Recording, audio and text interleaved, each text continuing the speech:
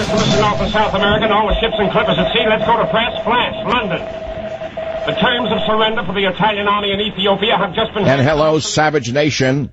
Meanwhile, in England, there's a rage over the arrest of a conservative who protested the invasion of Islam, arrested without charges, thrown in jail. The judge redacted the charges, saying they will be released when he is released from prison, and imposed a total news blackout. Now let's move to Belgium, where again the religion of peace was seen over the weekend.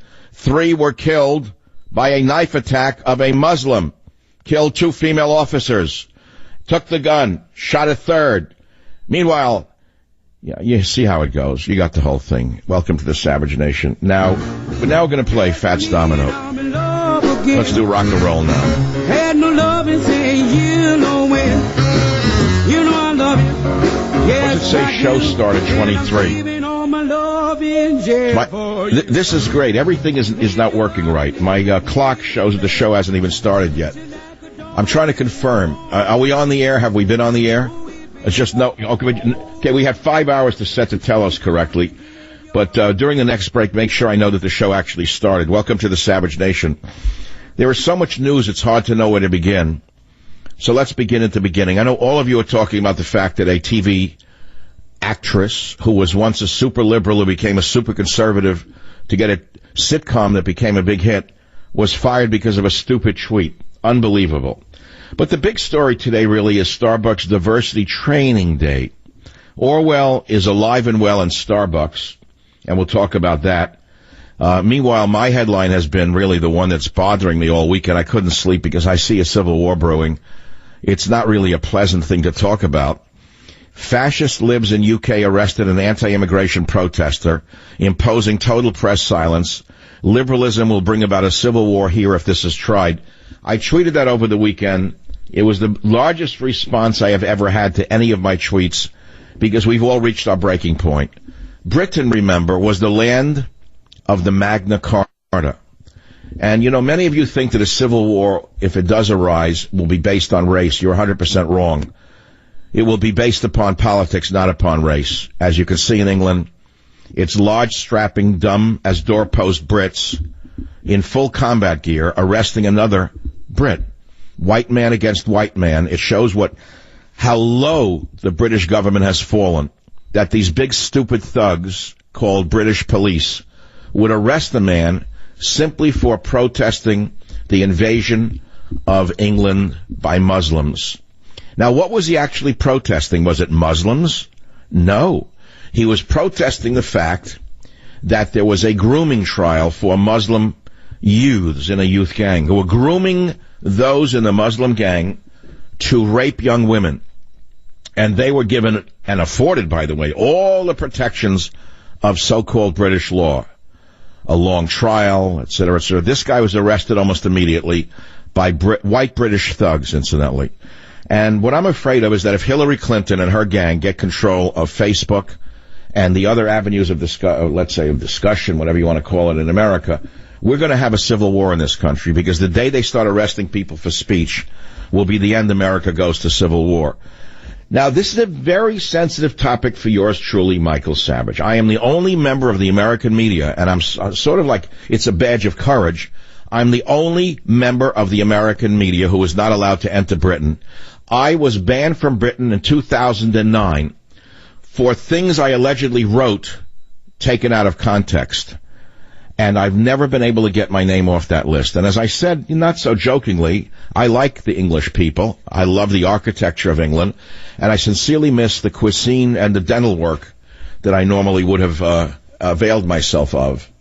But I haven't been to England since 2009 because the fascist liberals, and incidentally, the Prime Minister, who is herself a kind of mini dictator, Theresa May, was involved in the banning of Michael Savage. That's just one story. There are many others.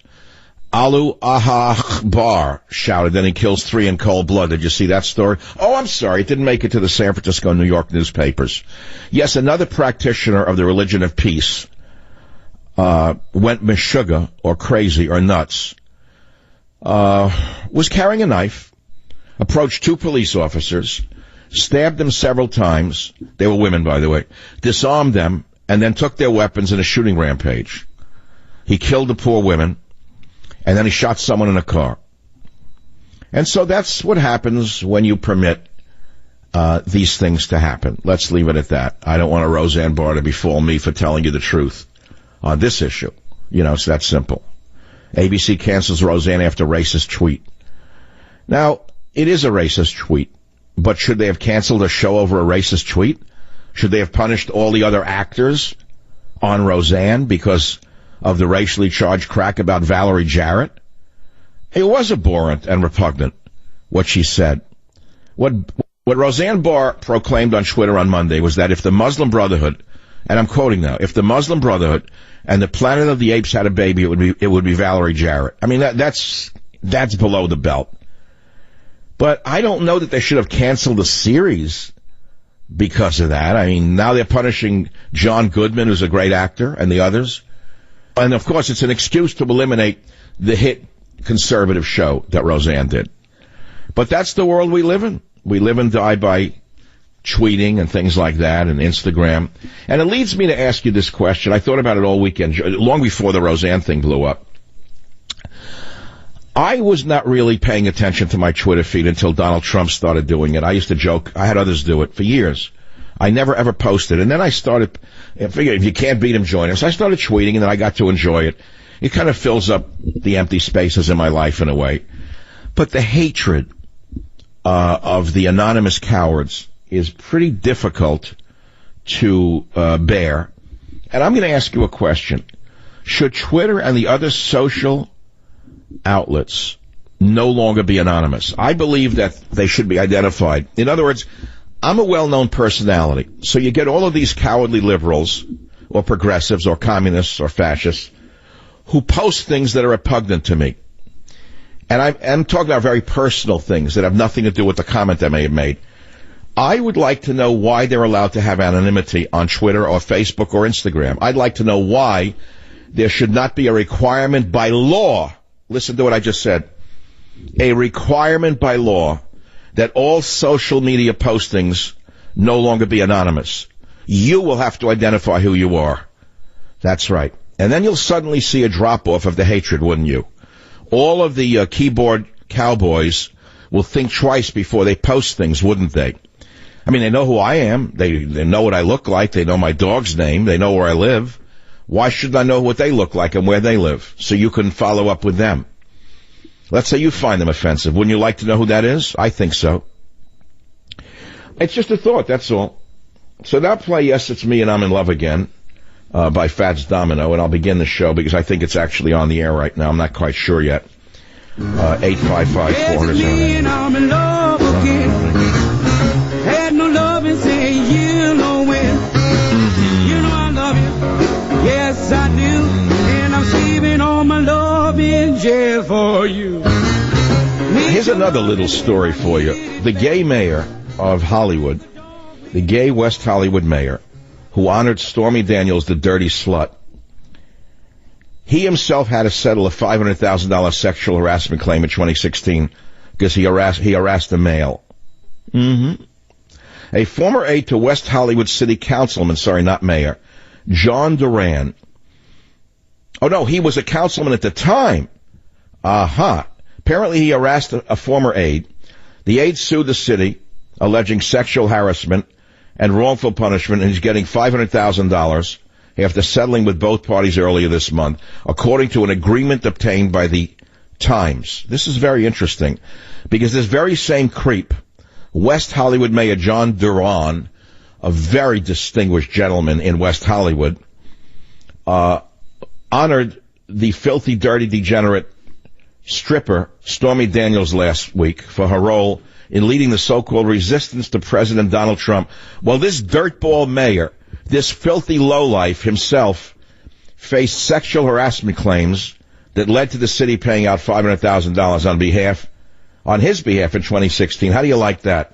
What goes around comes around, huh? Now let's play Fats Domino again, and I'll go to the next story. I just want to keep hearing it all day long. I'm in love again. I think I heard that song. Had no love and say you know when. I did hear that story. You know I love you. Yes, I do. and I'm saving all my love. All right, now here's the next story. The Starbucks story is a very interesting one. As you well know, Starbucks, which produces, in my opinion, the most tasteless coffee in the history of the world. I can't say I don't go in there. I like the chocolate powder that they provide for free that I put on the bad coffee. And in San Francisco, as I step over the bums and he dodge the hypodermic needles in the hallway, I do enjoy the powder and this and that. I go in there, but they have diversity training today. More than 8,000 Starbucks company-owned stores and offices across the U.S. are closed this afternoon for a conversation and learning session on race, bias, and the building of a diverse, welcoming company. Starbucks says it's a step in a long-term journey. Whenever you hear the word journey, you know what you're getting. To make Starbucks even more welcoming and safe for all. Last week they announced everyone's welcome, including bums. Executive Vice President of U.S. Retail, Roseanne Williams, says, that's not Roseanne Barr, it's a first step by educating ourselves, that's another code word for brainwashing, on understanding bias, that's another code word for propaganda, and how it affects our lives and the lives of the people we encounter and serve. You get the picture, don't you? So I'm going to ask you a question, since we're all so interested in diversity training today. Should Barack and Michelle Obama, Al Sharpton, Eric Holder, and other like-minded race mongers be forced to take diversity training so they also are less divisive? Now play Fats Domino again on the Savage Nation. I'll take a break. Yes, it's me and I'm in love again. Had no love and saying you know when. Join